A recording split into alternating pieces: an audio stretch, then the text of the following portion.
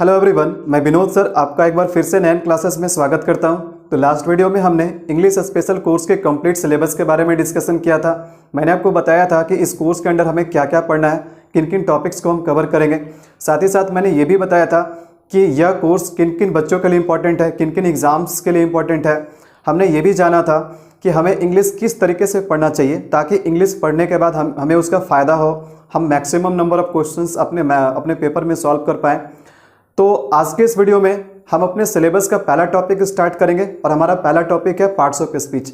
तो आपको पता है कि parts of speech English grammar को समझने के लिए कितना इंपॉर्टेंट है। आपको पता होना चाहिए कि हमारे जो ग्रामर से रिलेटेड जो क्वेश्चंस होते हैं वो 90% जो क्वेश्चंस होते हैं वो पार्ट्स ऑफ स्पीच के होते हैं। तो पार्ट्स ऑफ स्पीच का अगर आपके पास अच्छा पकड़ नहीं है, पार्ट्स ऑफ स्पीच का अगर आपके पास अच्छा समझ नहीं है, तो कभी भी आप इंग्लिश के क्वेश्चंस को ढंग से नहीं सॉल्व कर पाओगे। तो इसलिए parts of speech English grammar को ढंग से समझने के लिए हमारे लिए पढ़ना बहुत ही ज़रूरी होता है। तो हम जानते हैं कि जब तक हम किसी सेंटेंस को ढंग से एनालाइज नहीं कर पाएंगे तो हम सेंटेंस को सही से सॉल्व नहीं कर पाएंगे।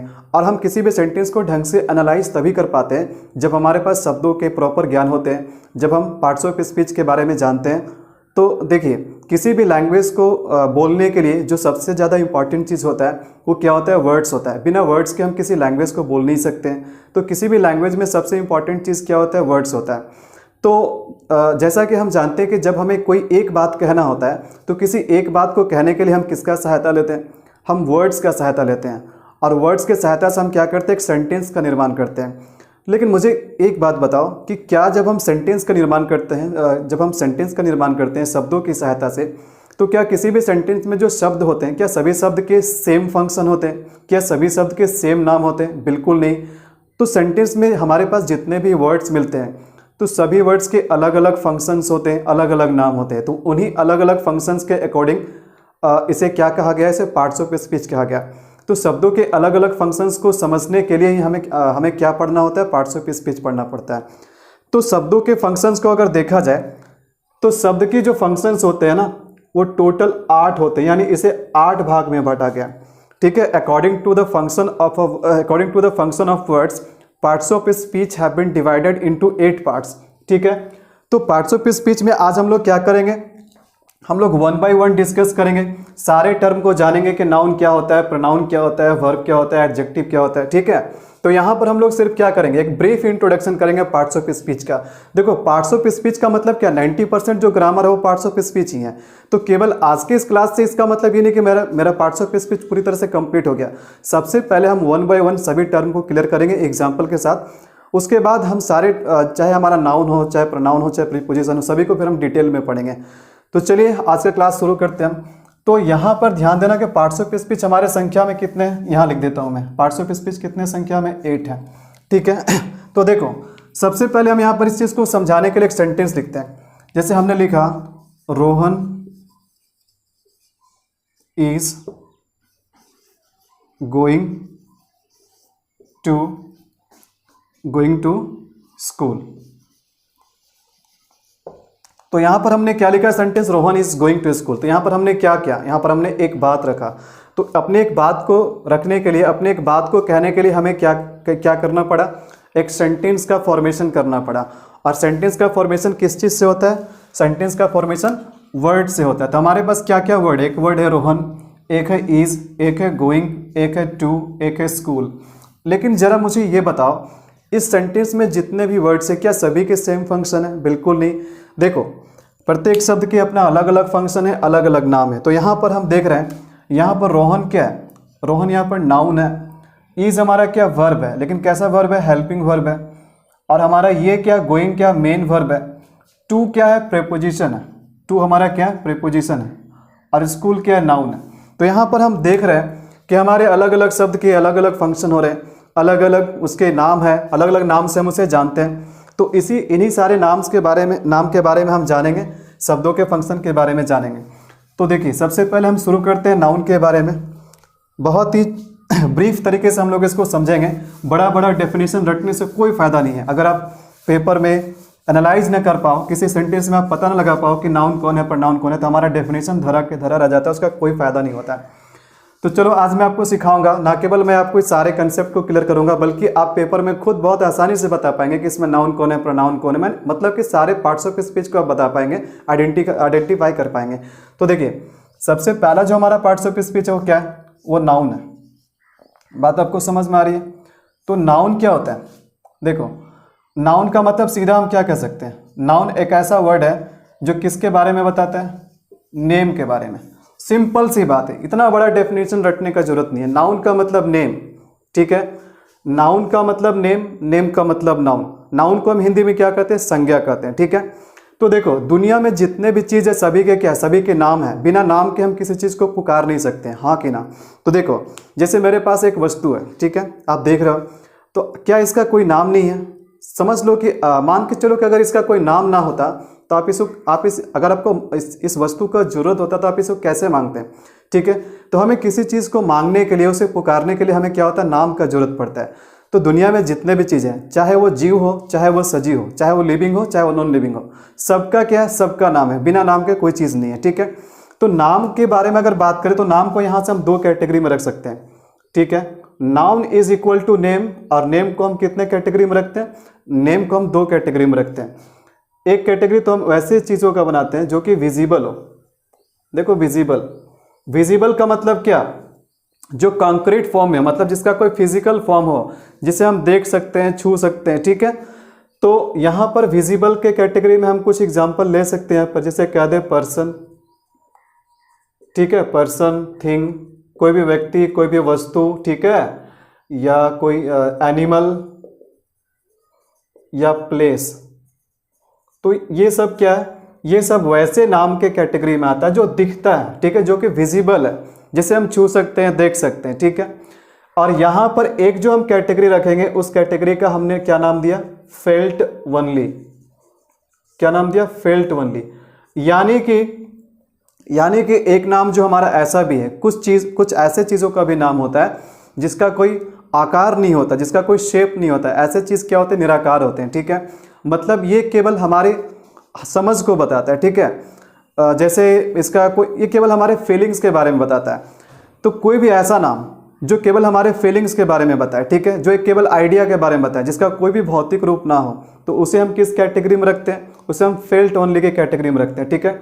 वैसा नाम जो हम केवल समझ सकते हैं, उसके बारे में बोल सकते हैं, लेकिन हमें वो दिखाई नहीं देता, जिसका कोई आकार नहीं होता है, ठीक है। जैसे एग्जाम्पल के लिए हम कह सकते हैं, एग्जाम्पल के लिए हमने क्या कहा, लव, ठीक है। तो लव यहाँ पर क्या एक नाउन है, लेकिन क्या आप लव को देख सकते हो, छू सकते हो? क्या इसका कोई आकार होता है? नहीं ना, केवल हम समझ सकते हैं अपने दिमाग से, ठीक है। तो यहाँ पर एक और एग्जांपल लेते हैं। जैसे हमने लिखा क्या, यहाँ पर हमने लिखा लाफ्टर, लाफ्टर। एक और एग्जांपल चलो लिखते हैं यहाँ पर हम, जैसे हमने यहाँ पर लिखा ऑनेस्टी। एक और एग्जांपल यहाँ लिख देते हैं। यहाँ पर हमने एक एग्जांपल लिखा जैसे कि चाइल्डहुड। तो यहाँ देख रहे हो, देखो लव का मतलब समझ रहे हो आप, लाफ्टर का मतलब क्या हुआ, हंसी। लाफ का मतलब हंसना, हंसना क्या एक वर्ब है, लेकिन हंसी क्या है, एक नाउन है, ठीक है। कैसा नाउन है, जो कि फेल्ट ओनली की कैटेगरी में, जैसे हम केवल महसूस कर सकते हैं, ठीक है। अगर कैटेगरी वाइज रखा जाए तो यहाँ पर हम इसका कैटेगरी बना सकते हैं। तो लव देखो किस कैटेगरी में है, लव आया फीलिंग के कैटेगरी में, ठीक है। लाफ्टर किस कैटेगरी में आया, एक्शन के कैटेगरी में आया। ऑनेस्टी किस कैटेगरी में आया, क्वालिटी के कैटेगरी में आया, ठीक है। और चाइल्डहुड किस कैटेगरी में आया, स्टेट के कैटेगरी में आया, ठीक है। फीलिंग का मतलब समझ रहे हो, एक्शन का मतलब कोई काम, ठीक है। क्वालिटी का मतलब समझ रहे हो आप, स्टेट का मतलब क्या, अवस्था या स्थिति। तो बात समझ में आ रही है। तो लव क्या, लव है नेम ऑफ फीलिंग, अच्छा। लाफ्टर क्या, नेम ऑफ एक्शन। ऑनेस्टी क्या, नेम ऑफ क्वालिटी। और चाइल्डहुड क्या है, नेम ऑफ स्टेट। तो जो name of feeling, name of action, name of quality, name of state जो होता है किस कैटेगरी में आता है, उसे हम फेल्ट ओनली के कैटेगरी में रखते हैं। और फेल्ट ओनली वैसा नाम जिसे हम केवल समझ सकते हैं, महसूस कर सकते हैं, जिसे हम देख नहीं सकते हैं। बात समझ में आ रही है। तो बहुत ही सिंपल है, noun is equal to name, और नेम का हम दो कैटेगरी रखते हैं, एक विजिबल और चाहो तो आप इसे इनविजिबल भी कह सकते हो, जिसे हम फेल्ट ओनली भी कहते हैं, ठीक है। तो नाउन के बारे में आपको समझ में आ रहा है कि नाउन हम किसे कहते हैं। तो अब इसको मिटाएं हम, चलो इसको मिटाते हैं। अब हम लोग अगले पार्ट्स ऑफ स्पीच के बारे में देखते हैं। अगला पार्ट्स ऑफ स्पीच हमारा क्या है, अगले पार्ट्स ऑफ स्पीच का भी बात कर लेते हैं हम लोग यहाँ से।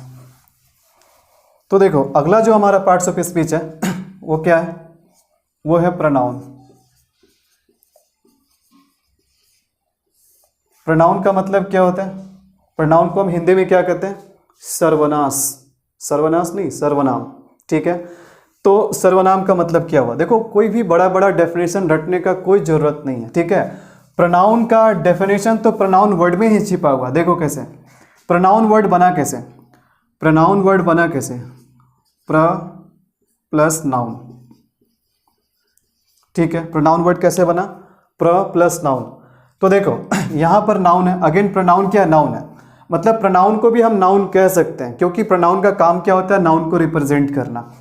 तो प्र का मतलब क्या हुआ, देखो ये क्या, एक शब्द का छोटा सा टुकड़ा है। तो कोई भी शब्द का छोटा सा टुकड़ा को हम किसी दूसरे शब्द के पहले लगाते हैं तो उसे हम क्या कहते हैं, प्रीफिक्स कहते हैं। बात समझ में आ रही है। कोई भी शब्द के टुकड़ा को हम किसी वर्ड के लास्ट में लगाते हैं तो उसे क्या कहते हैं, सफिक्स कहते हैं। तो आगे मैं आपको प्रीफिक्स और सफिक्स के बारे में भी बताऊंगा, फिलहाल यहाँ पर समझो। तो प्र, यहाँ पर प्रो क्या है, एक प्रीफिक्स है जिसे हम नाउन वर्ड के पहले जोड़ रहे हैं। तो प्रो का मतलब क्या होता है, इसका मतलब होता है फोर, और फोर का मतलब आपको समझ में आ रहा है। फोर का मतलब क्या होता है, के लिए। फोर का मतलब क्या होता है, के लिए। अच्छा, जब हम किसी के लिए रहते हैं मतलब हम क्या रहते हैं, उसके समर्थन में रहते हैं, उसके सपोर्ट में रहते हैं, ठीक है। तो देखो कोई भी ऐसा वर्ड जो किसके लिए हो, जो नाउन के लिए हो, जो नाउन के समर्थन में हो, नाउन के सपोर्ट में हो, उसे ही हम क्या कहते हैं, प्रोनाउन। तो pro plus noun is equal to क्या, प्रोनाउन। और प्रोनाउन क्या होता है, नाउन को रिप्रेजेंट करने वाला होता है, जो नाउन के लिए, सेंटेंस में किसके लिए यूज होता है, नाउन के लिए यूज होता है, ठीक है।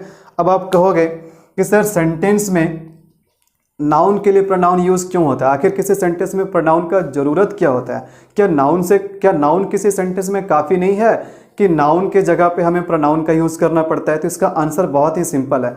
देखो जब आप किसी नाउन को यानी किसी नेम को बार बार रिपीट करते हो तो सुनने में अच्छा नहीं लगता है, ठीक है। और वैसे भी इंग्लिश में repetition of a noun is a crime. English में क्या है, अगर आप नाउन को बार बार रिपीट करते हैं तो क्या एक क्राइम है, समझे। आपको 6 महीना का सज़ा भी हो सकता है अगर आप इस चीज़ को रिपीट करते हैं तो। खैर ऐसा होगा नहीं, लेकिन देखो इंग्लिश में हम नाउन को क्या करते हैं, बार बार रिपीट नहीं करते, उसके जगह पे हम प्रोनाउन का यूज़ करते हैं। देखो रिपीट हम इसलिए भी नहीं करते हैं क्योंकि मान के चलो किसी भी व्यक्ति या किसी वस्तु का, किसी का नाम 1 वर्ड का होता है, किसी का नाम 2 वर्ड का होता है, किसी का नाम 3 वर्ड का भी हो सकता है। आपने सुना नील, नितिन, मुकेश, आपने सुना है महेंद्र सिंह धोनी। अच्छा चलो आप एक बात मुझे बताओ, आपने धमाल फिल्म देखा है, धमाल फिल्म में जो कार ड्राइवर है और जिस कार ड्राइवर से लिफ्ट मांगते हैं गोवा जाने के लिए, तो जब उसका नाम पूछा जाता है तो क्या बताता है कि गोवा जाते जाते हम लोग क्या करेंगे, आपको नाम बता दूंगा। तो जरा सोचो कि उसका नाम कितना बड़ा था। उसका नाम क्या था, यज्ञ परमपीर परमबदूर चिन्ना स्वामी मुत्तुस्वामी वेणुगोपाल अय्यर, इससे भी बड़ा नाम था। तो जरा सोचो कि किसी व्यक्ति का 2 पेज का नाम हो और उसके बारे में, चलो मैंने आपको बोला कि चलो उस व्यक्ति के बारे में आप बायोग्राफी लिखो, तो क्या उसके बारे में जब आप बायोग्राफी लिखोगे, बायोग्राफी का मतलब समझ रहे, जब किसी व्यक्ति के लाइफ के बारे में लिखते हैं, तो जब उस व्यक्ति के बायोग्राफी के बारे में लिखोगे तो आप क्या करोगे, आप बार बार उसके नाम को रिपीट कर पाओगे। पता चलेगा कि आपका पूरा बायोग्राफी जो उसके नाम से ही भर जाएगा, पूरा पेज किससे भरेगा, उसका नाम से ही भर जाएगा। तो नाम छोटा भी हो सकता है, बड़ा भी हो सकता है, तो उस नाम को हम लोग आगे रिपीटिशन से बचने के लिए क्या करते हैं, प्रोनाउन का यूज़ करते हैं। बात समझ में आ रही है। तो देखो प्रोनाउन का मतलब क्या हुआ, प्र प्लस नाउन, जो कि नाउन के बदले है। और प्रोनाउन को हम थोड़े शब्दों में क्या कह सकते हैं, रिप्लेसर, मतलब जो रिप्लेस करता है, रिप्लेसर ऑफ नाउन। तो भाई प्रोनाउन क्या है, नाउन को रिप्लेस करने वाला एक वर्ड है, यानी जो वर्ड नाउन को रिप्लेस कर दे, यानी जो नाउन के जगह पे आ जाए, उसे हम क्या कहते हैं, प्रोनाउन कहते हैं। चलो एक एग्जांपल यहाँ पर लेते हैं, एग्जांपल से कोई भी बात हमें बहुत अच्छे से समझ में आता है, हाँ कि ना बताओ। तो देखो यहाँ पर हमने क्या लिखा, जरा बताना, यहाँ पर हमने क्या लिखा, नेहा नहीं, गलत जगह पे ध्यान जाएगा तो कभी भी नहीं पढ़ पाओगे, कभी समझ नहीं पाओगे। ये नेहा यहाँ पर क्या है, नाउन है, ठीक है।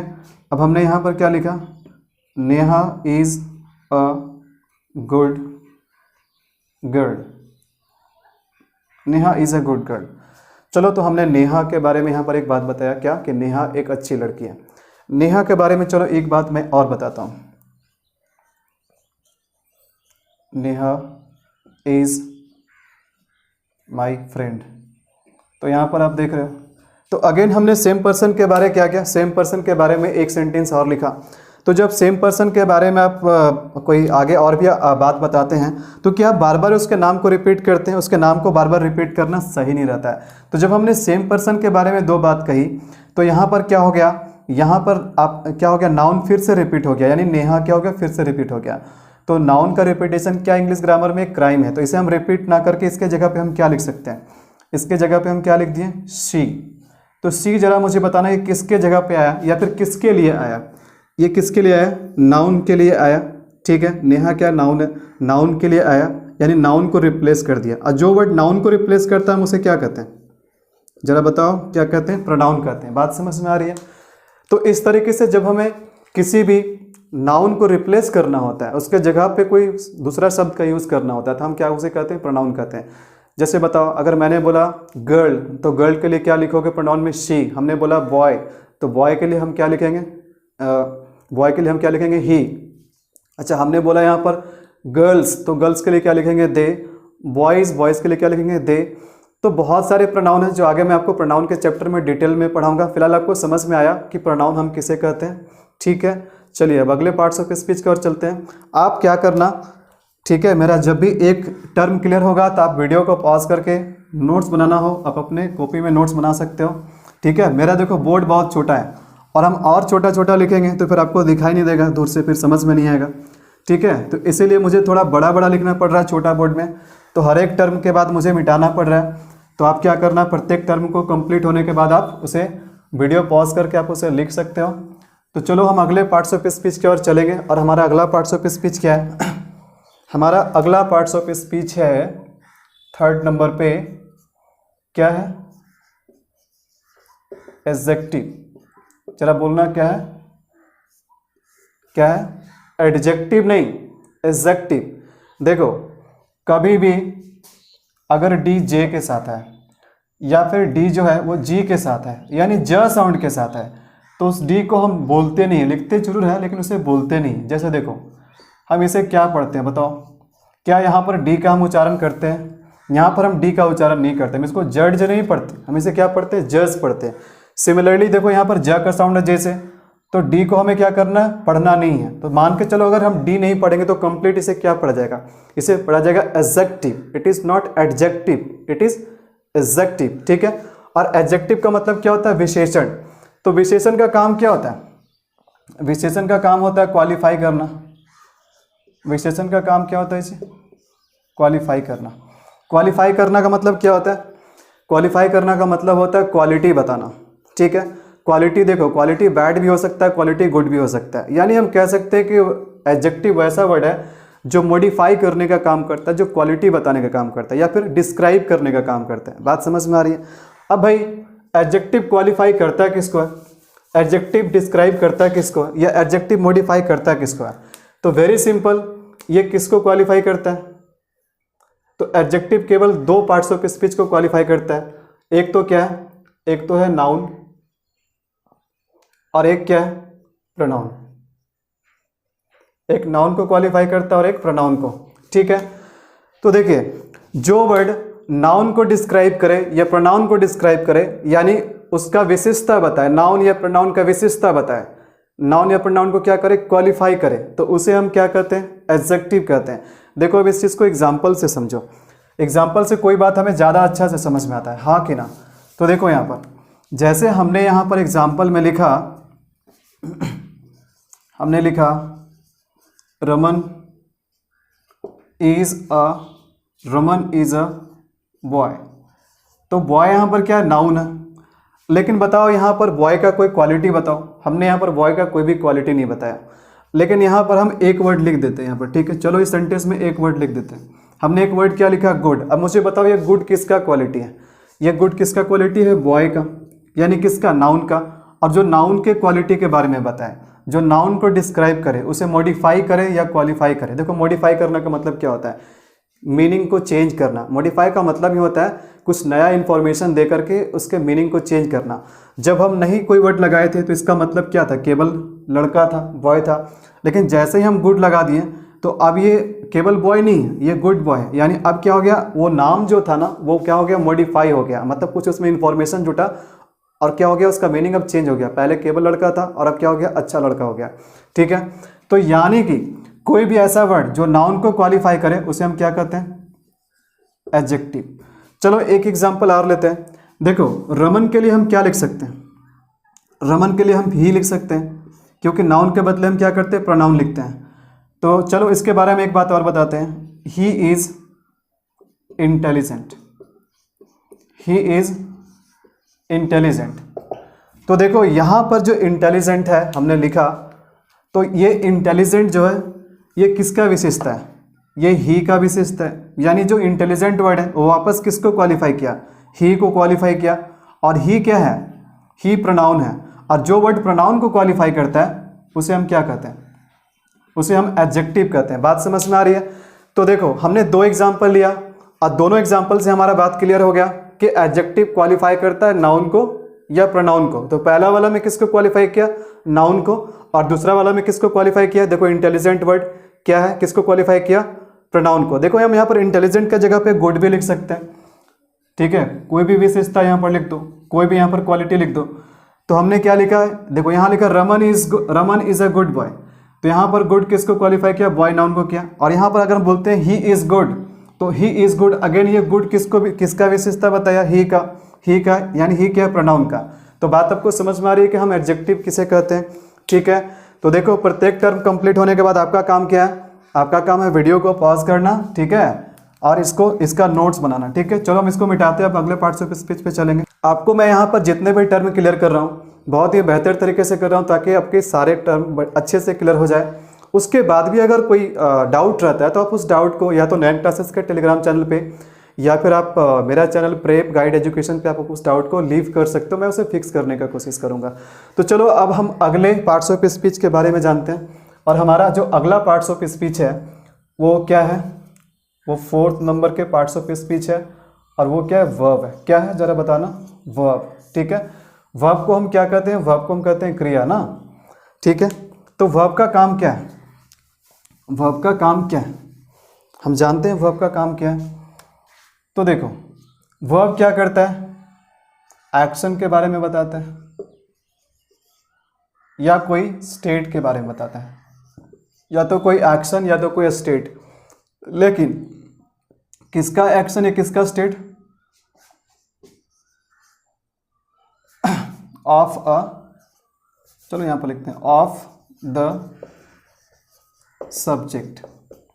ठीक है, तो देखो किसी भी सेंटेंस में सब्जेक्ट होता है, तो जो भी वर्ड, किसी भी सेंटेंस में जो भी वर्ड जो सब्जेक्ट के द्वारा किया गया एक्शन के बारे में बताए या सब्जेक्ट के स्थिति या उसके अवस्था के बारे में बताए। अरे एक्शन का मतलब क्या हुआ, कोई काम, ठीक है, और स्टेट का मतलब क्या हो गया, अवस्था यानी स्थिति।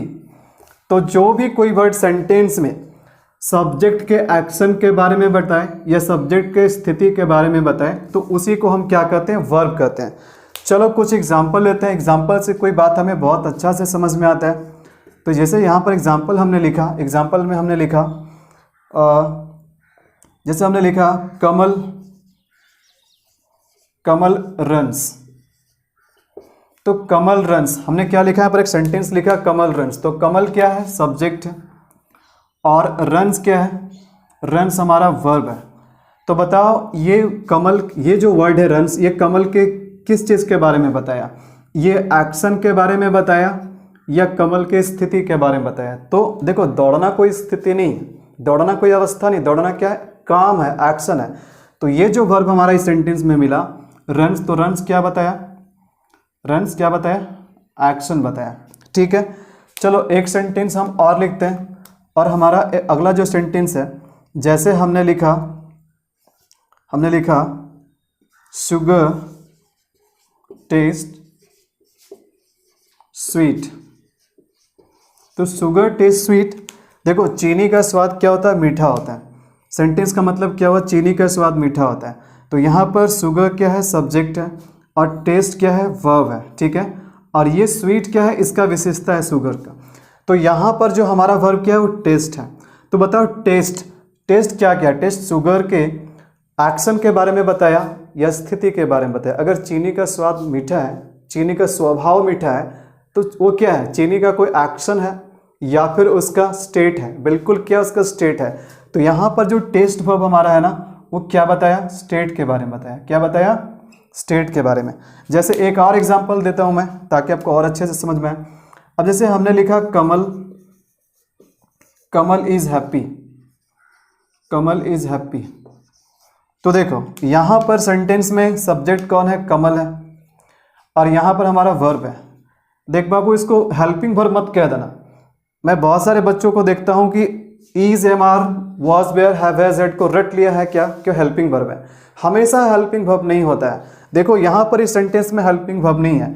मैंने तो देखा कि कुछ यूट्यूब में भी लोग इज, एम आर को हमेशा हेल्पिंग वर्ब बताते हैं। आपको पता है हेल्पिंग वर्ब का क्या मतलब होता है?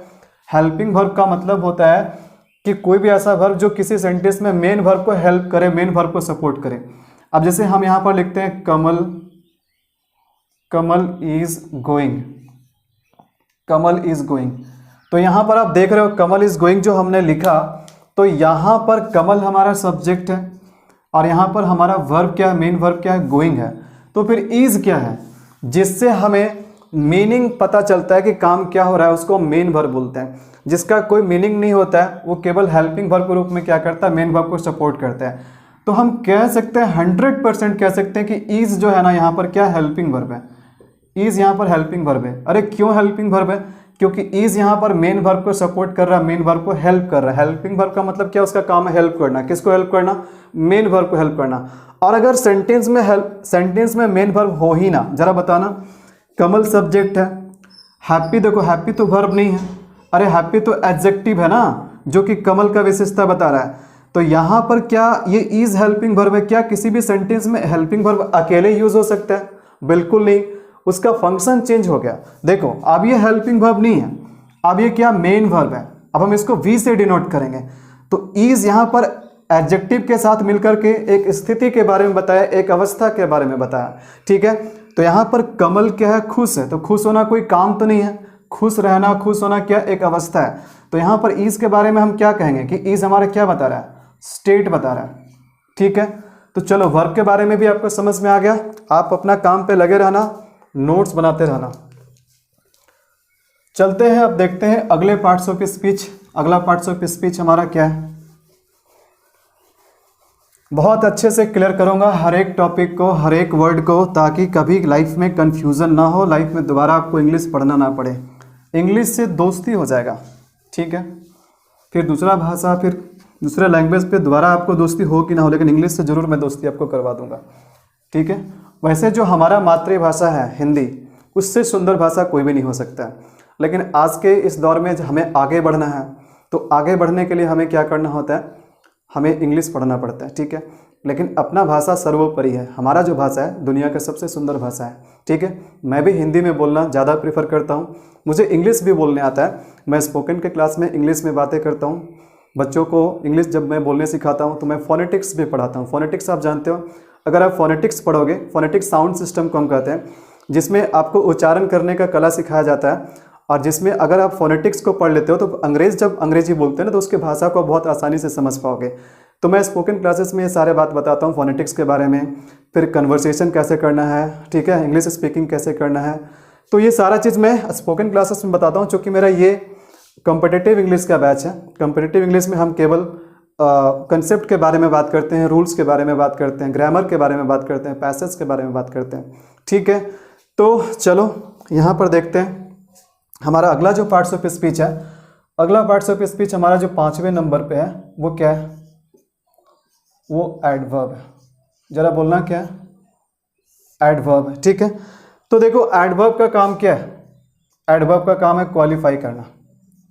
क्या काम है, क्वालिफाई करना। अब आप कहोगे सर यही काम तो एडजेक्टिव का भी था, बिल्कुल सही जा रहे हैं। देखो एडजेक्टिव का काम क्या था, इससे पहले हमने एडजेक्टिव के बारे में पढ़ा। एडजेक्टिव का काम क्या है, क्वालिफाई करना। जो काम एडजेक्टिव का है वही काम एडवर्ब का भी है। तो एडजेक्टिव भी क्या करता है, क्वालिफाई करता है। तो भाई किसको क्वालिफाई करता है, एडजेक्टिव क्वालिफाई करता है नाउन को, और किसको क्वालिफाई करता है, प्रोनाउन को। तो यहाँ पर हम क्या देख रहे हैं यहाँ हम देख रहे हैं कि अगेन एडवर्ब का भी काम क्या है, क्वालिफाई करना, मॉडिफाई करना, डिस्क्राइब करना। तो ये अब हमारे पास क्वेश्चन के एडवर्ब जो है क्वालिफाई किसको करता है, तो एडवर्ब देखो तीन चीज़ों का क्वालिफाई करता है। पहला तो ये करता है, देखो ये पहला तो क्वालिफाई करता है वर्ब का, दूसरा क्वालिफाई करता है एडवर्ब का, यानी एक एडवर्ब दूसरे एडवर्ब को क्वालिफाई करता है, एडवर्ब एडवर्ब को क्वालिफाई करता है। और ये किसको क्वालिफाई करता है, ये क्वालिफाई करता है एडजेक्टिव का, किसका, एडजेक्टिव का। बात समझ में आ रही है। तो एडजेक्टिव क्वालिफाई किया नाउन और प्रोनाउन का, और एडवर्ब क्वालिफाई किया वर्ब, वर्ब, एडवर्ब और एडजेक्टिव का। अब चलो एग्जाम्पल से समझते हैं, कोई भी बात हमें एग्जाम्पल से ज़्यादा बेहतर समझ में आता है। तो यहाँ पर चलो हमने एक एग्जाम्पल लिखा, हमारा पहला एग्जाम्पल है, जैसे हमने लिखा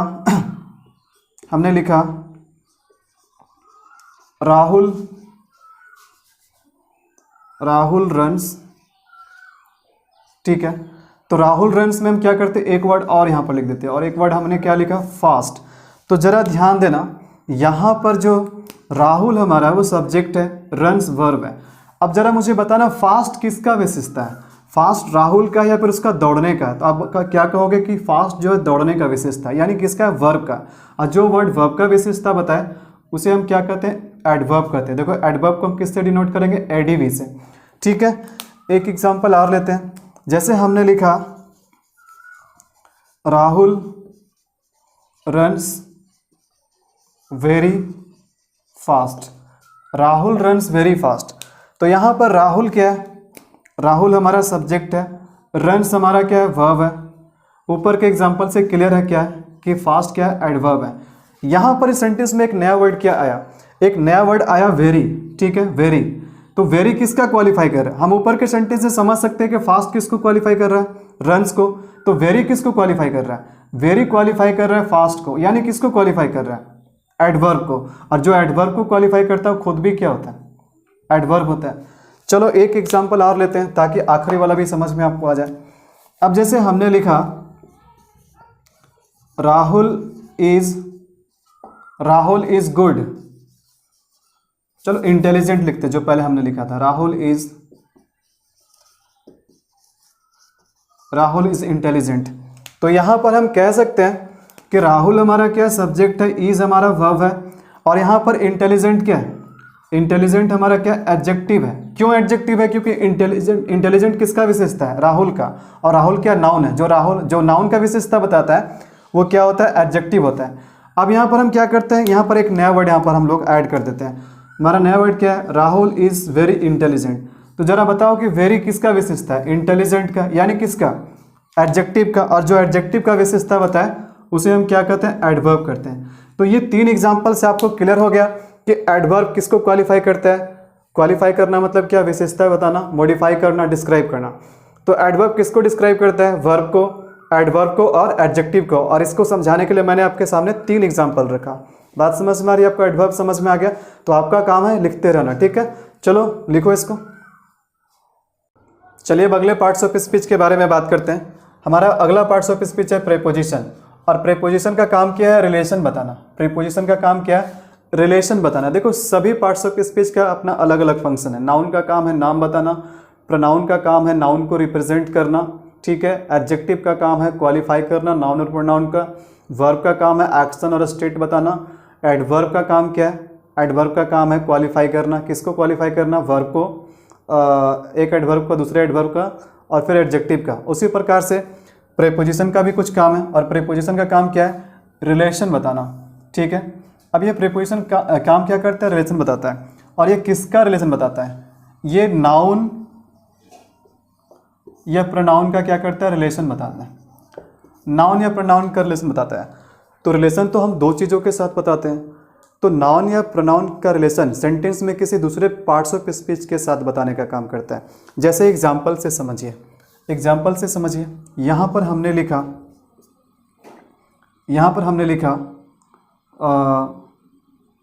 ही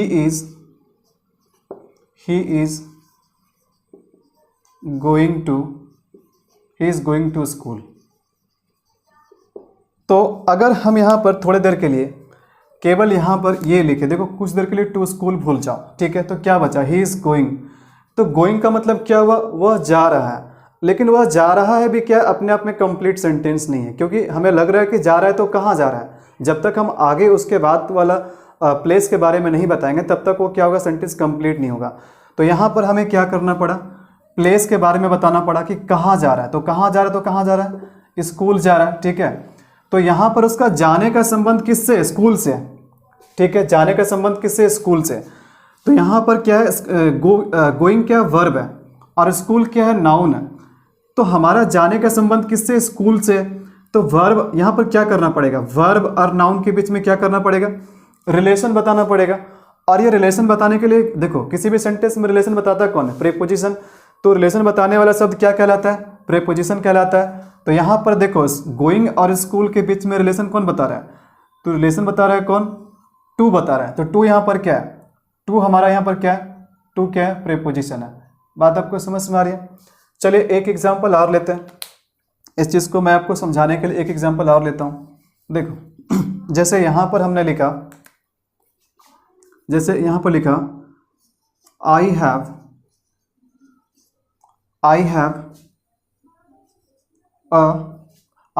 एन ऑफर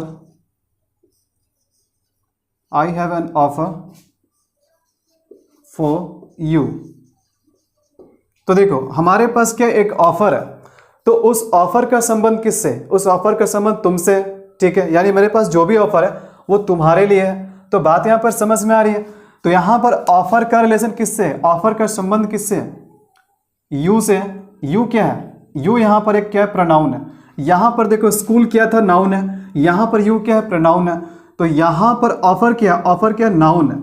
तो यहाँ पर एक नाउन का संबंध हम किससे बता रहे हैं, प्रोनाउन से।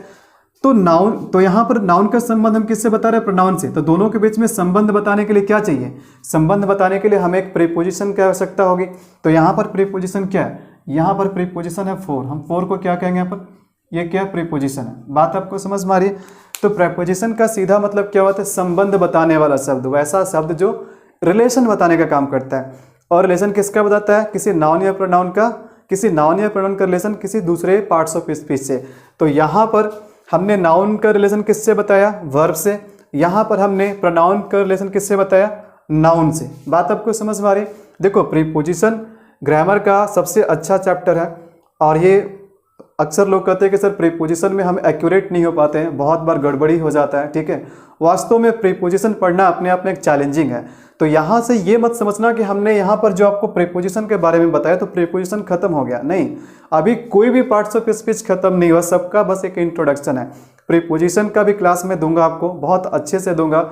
और प्रीपोजिशन, अगर आप मेरे से प्रीपोजिशन पढ़ते हो तो मैं प्रीपोजिशन में कभी भी आपको रटने वाला काम नहीं सिखाऊंगा, कंसेप्ट के साथ पढ़ाऊंगा, और प्रीपोजिशन का आपका एक भी क्वेश्चन गलत नहीं होगा, ठीक है।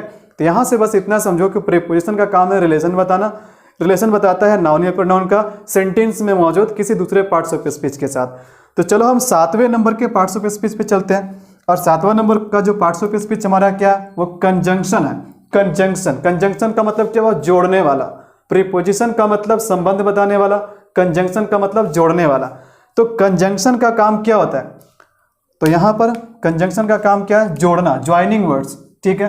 तो कंजंक्शन किसको जोड़ता है, देखो कंजंक्शन दो वर्ड्स को आपस में जोड़ेगा, दो वर्ड्स को जोड़ने का काम करेगा, ठीक है। और ये किसको जोड़ता है, ये दो क्लाउजेस को जोड़ने का काम करेगा। अब आप कहोगे सर क्लाउजेस क्या होता है, बिल्कुल बीच बीच में तो कुछ ना कुछ नया चीज़ तो आपको मिलेगा ही। अब उसको अगर हम डिटेल में डिस्कस करने लगेंगे तो फिर यहाँ पर मेरा पूरा पार्ट्स ऑफ स्पीच खत्म हो जाएगा, ठीक है। लेकिन फिर भी मैं यहाँ पर क्लाउज का एक छोटा सा एक ओवरव्यू आपको दे देता हूँ, ठीक है। क्लाउज होता है क्या, क्लाउज भी एक प्रकार से क्या सेंटेंस है, लेकिन क्लाउज क्या एक बड़े से सेंटेंस का एक पार्ट है। जब हमारा सेंटेंस बड़ा हो जाता है, मतलब जब हमारे एक सेंटेंस में दो सेंटेंस होता है या दो से ज़्यादा सेंटेंस होता है, तो उसे ही, उसमें से जो हमारा एक सेंटेंस होता है उसे हम क्लाउज कहते हैं। Clause is a part of a large sentence. और प्रत्येक क्लाउज का खास बात क्या है, क्लाउज भी अपने आप में एक सेंटेंस ही होता है। और अगर क्लाउज भी अपने आप में सेंटेंस है तो प्रत्येक क्लाउज में क्या होता है, एक सब्जेक्ट और एक वर्ब जरूर होता है। जैसे देखो यहाँ पर आप एग्जाम्पल से बहुत अच्छा से समझोगे। तो यहाँ पर कंजंक्शन का काम क्या है, जोड़ने का काम है। तो यहाँ पर हमने देखो, हमने यहाँ पर क्या किया, हमने यहाँ पर लिखा जैसे हमने लिखा राम एंड श्याम, तो यहाँ पर हमने लिखा राम एंड श्याम। तो राम एंड श्याम जो हमने लिखा, तो यहाँ पर क्या एक वर्ड क्या है राम है और एक वर्ड क्या है श्याम है। अब जरा मुझे बताओ, यहाँ पर हमने दो शब्द को जोड़ा, यहाँ पर हमने दो वर्ड को जोड़ा, किसको किसको जोड़ा, एक तो राम को जोड़ा और एक श्याम को जोड़ा।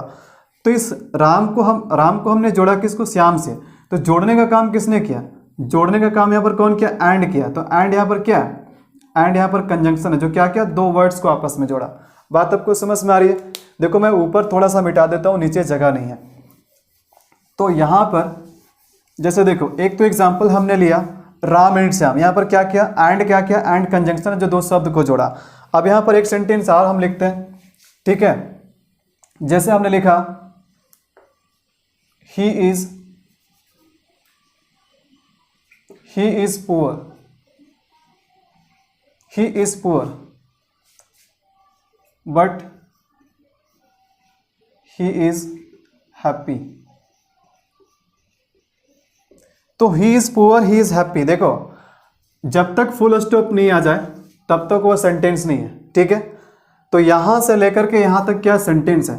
लेकिन जब आप देखोगे तो आप कहोगे सर कि इस सेंटेंस में दो दो सेंटेंस है, ठीक है। सेंटेंस छोटा भी हो सकता है, सेंटेंस एक ही सेंटेंस हो सकता है, ठीक है, एक ही क्लाउज का सेंटेंस हो सकता है। लेकिन देखो कंप्लीट सेंटेंस तब होता है जब वो पूरा फुल स्टॉप पे आ जाए, ठीक है। तो यहां से ही से शुरू हुआ और कंप्लीट हुआ हैप्पी पे, ठीक है। लेकिन जब आप ध्यान से देखोगे तो इस बड़ा सा सेंटेंस के अंदर में आपको दो सेंटेंस दिखाई देगा। एक सेंटेंस तो आपका क्या हो गया, एक सेंटेंस हो गया आपका ही इज पुअर और एक क्या हो गया, ही इज हैप्पी। तो यहां पर देखो सेंटेंस के अंदर भी सेंटेंस है, तो यानी सेंटेंस के अंदर जो सेंटेंस होता है ना उसी को हम क्या कहते हैं, क्लाउज कहते हैं। तो यहां पर ही इज पुअर क्या है, क्लाउज है। तो एक क्लाउज ये है और एक क्लाउज ये है। बात समझ में आ रही है। और हमने क्या आपको बताया कि क्लाउज का भी अपना क्या होता है, एक सब्जेक्ट होता है और अपना क्या होता है, एक वर्ब होता है। तो देखो यहां पर इस क्लाउज का भी अपना सब्जेक्ट कौन है, ही है, और इसका एक वर्ब क्या है, इज है। यहां पर भी इस क्लाउज का सब्जेक्ट क्या ही है और इसका वर्ब क्या इज है, ठीक है। तो यहां पर देखो हमारे पास दो क्लाउज है, एक तो क्लाउज है ही इज पुअर और दूसरा क्लाउज क्या, ही इज हैप्पी। अब जरा मुझे ये बताओ कि ये दोनों क्लाउज को जोड़ने का काम कौन किया। तो ये दोनों क्लाउज को जोड़ने का काम कौन किया, बट किया। तो बट क्या है, बट क्या है, कंजंक्शन है। तब आपको समझ में आ रहा है, कंजंक्शन का मतलब जोड़ने वाला, जो दो शब्दों को आपस में जोड़े, जो दो क्लाउजेस को आपस में जोड़े। और मैं आशा करता हूं कि आपको क्लाउज के बारे में भी पता चल गया, क्लाउज क्या है, ठीक है। तो चलो अब आज के इस वीडियो में हम आखिरी पार्ट्स ऑफ स्पीच का भी बात कर लेते हैं। हमने क्या बताया, पार्ट्स ऑफ स्पीच संख्या में कितना है, 8 है। तो 8 में हमने 7 तक आपको बताया। अब आखिरी पार्ट्स ऑफ स्पीच के बारे में हम जान लेते हैं। आखिरी पार्ट्स ऑफ स्पीच ऐसा पार्ट्स ऑफ स्पीच है जिससे क्वेश्चन ना के बराबर आते हैं, मतलब वो ज़्यादा इंपॉर्टेंट नहीं है, ठीक है। उससे ज़्यादा क्वेश्चन नहीं आता, क्वेश्चन मतलब आता ही नहीं है इंटरजेक्शन से। तो हमारा आखिरी पार्ट्स ऑफ स्पीच क्या है, 8वें नंबर का, वो क्या है, इंटरजेक्शन, ठीक है, इंटरजेक्शन। तो इंटरजेक्शन का काम क्या है, इंटरजेक्शन का काम क्या है। तो देखो इंटरजेक्शन का काम क्या है, ये क्या है, एक तरह से एक्सप्रेशन है, एक्सप्रेशन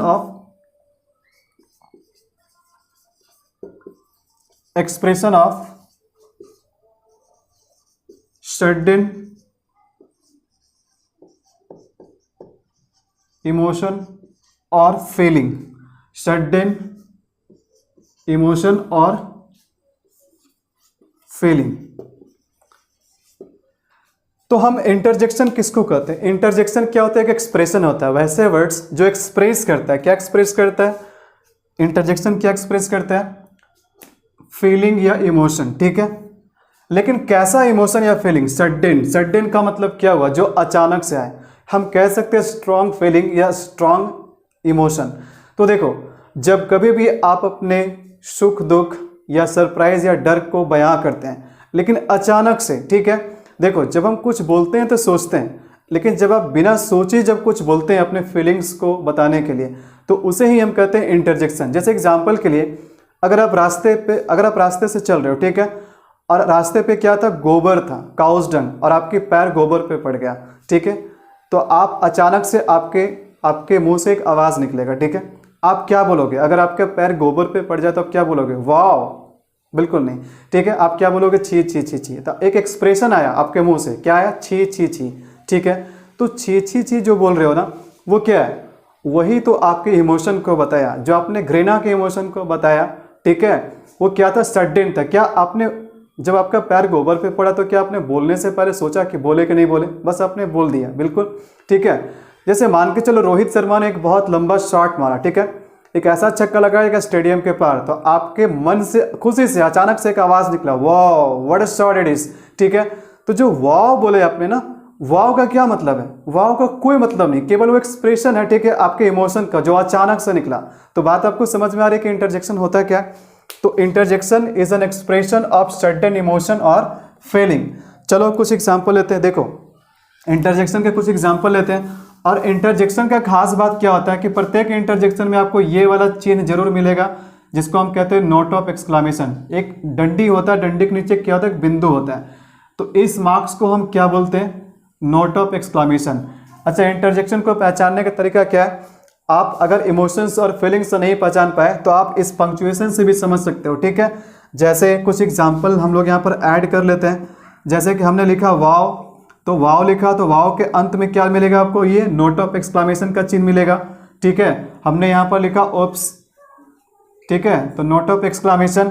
यहाँ पर हमने क्या लिखा? जैसे हमने लिखा ओह, तो ओह भी क्या है? इंटरजेक्शन है। ठीक है, अलास क्या है? इंटरजेक्शन है। ठीक है, इस तरह के बहुत सारे इंटरजेक्शन हमारे पास है ना। इनफ भी कभी कभी इंटरजेक्शन के रूप में यूज होता है। ठीक है, क्वेश्चन वर्ड व्हाट का भी कभी कभी हम यूज करते हैं इंटरजेक्शन के रूप में। क्वेश्चन वर्ड हाउ का भी यूज कर देते हैं हम कभी कभी इंटरजेक्शन के रूप में। ठीक है, तो ये सब क्या? ये सब इंटरजेक्शन है। ठीक है, एक और हम यहाँ पर शामिल कर देते हैं हुर्रा। जैसे खुशी बताने के लिए आप क्या बोलते हैं? हुर्रा। जैसे मान के चलो आप एग्जाम में क्या कर गए? फेल कर गए, तो आप क्या बोलोगे? हुर्रा? बिल्कुल नहीं। जब आप एग्जाम में पास कर गए या आपने कोई मैच खेला और मैच आपने जीत गया, तो क्या बोलोगे? Hurrah, we have won. तो हुर्रा क्या बताया? एक सडन इमोशन को बताया। ठीक है, आपके खुशी के फीलिंग्स के बारे में बताया। तो ये है इंटरजेक्शन, और प्रत्येक इंटरजेक्शन में आपको ये वाला चिन्ह जरूर देखने को मिलेगा। तो ये था आज का हमारा पहला क्लास। मतलब पहले वाले वीडियो में तो हमने इंट्रोडक्शन क्लास दिया आपको, जिसमें सिलेबस के बारे में डिस्कशन हुआ। हमने कुछ क्वेश्चन भी दिए, कुछ एग्जाम्पल भी दिए, ताकि आपको समझ में आए कि मैं इंग्लिश आपको कैसे पढ़ाऊंगा। आशा करता हूं कि आज के 8 पार्ट्स ऑफ स्पीच आपको बहुत अच्छे से समझ में आया होगा। ठीक है, तो आज का क्लास जो था हमारा, वो पार्ट्स ऑफ स्पीच था, और वो हमारे सिलेबस का पहला टॉपिक था। ठीक है, इसमें हमने किसी भी पार्ट्स ऑफ स्पीच को आपको डिटेल में नहीं पढ़ाया। ठीक है, हमने सभी पार्ट्स ऑफ स्पीच को 1 बाय 1 आपके लिए क्लियर किया, इसके कंसेप्ट के बारे में बताया। ठीक है, तो अगले क्लास में मैं कुछ क्वेश्चन करवाऊंगा, मैं कुछ सेंटेंसेस दूंगा, और सेंटेंसेस में आपका काम क्या होगा? आपका काम होगा पहचानना। अगर आप किसी भी सेंटेंस में अब बहुत अच्छे से पहचान लेते हैं कि सेंटेंस में हमारा कौन सा वर्ड नाउन है, कौन सा वर्ड प्रोनाउन है, कौन सा इंटरजेक्शन है, कौन सा कंजंक्शन है, कौन सा प्रीपोजिशन है, तो इसका मतलब है कि आपको पार्ट्स ऑफ स्पीच बहुत अच्छे से समझ में आ गया। ठीक है, तो हमारा इंग्लिश सीखने का जो पहला पड़ाव होता है वो होता है पार्ट्स ऑफ स्पीच को आइडेंटिफाई करना। अगर हम पार्ट्स ऑफ स्पीच को ढंग से आइडेंटिफाई नहीं कर पाएंगे तो कभी भी हम क्वेश्चन को सॉल्व नहीं कर पाएंगे, चाहे वो फिल इन द ब्लैंक के क्वेश्चन हो, चाहे वो कॉमन एरर के क्वेश्चन हो। ठीक है, हम किसी भी सेंटेंस को बढ़िया से एनालाइज तभी कर पाते हैं जब हमारे पास पार्ट्स ऑफ स्पीच का कंप्लीट ज्ञान होता है। अगर हम सेंटेंस को एनालाइज नहीं कर पाएंगे तो कभी भी हम इंग्लिश के क्वेश्चन को सॉल्व नहीं कर पाएंगे। ठीक है, तो चलिए आज का क्लास मैं आशा करता हूं कि आज का क्लास बहुत इंटरेस्टिंग रहा होगा, आपको सब कुछ समझ में आया होगा। ठीक है, इवन अगर इसके बाद भी कोई डाउट रहा, ठीक है, तो आप अगले क्लास में हमसे पूछ सकते हो। ठीक है, मैं आपको सारे डाउट्स को, या फिर स्पेशल एक दिन डाउट क्लास लूँगा आपके लिए, आपके डाउट क्लियर हो जाएंगे। ठीक है, या फिर आप डाउट के लिए टेलीग्राम पे भी अपना डाउट कमेंट्स, टेलीग्राम चैनल पे, जो नैन क्लासेस का जो टेलीग्राम चैनल है, तो टेलीग्राम चैनल पे भी आपके कोई भी डाउट रहे, अगर कोई भी टॉपिक से, तो आप वहाँ पर टेलीग्राम चैनल में आप डाउट को क्या करना, डाउट को आप वहाँ पर दे देना, मैं उसको फिक्स कर दूंगा। ठीक है, तो चलिए आज के लिए बस इतना ही। मिलते हैं अगले क्लास में एक नए टॉपिक के साथ। तब तक के लिए नमस्कार।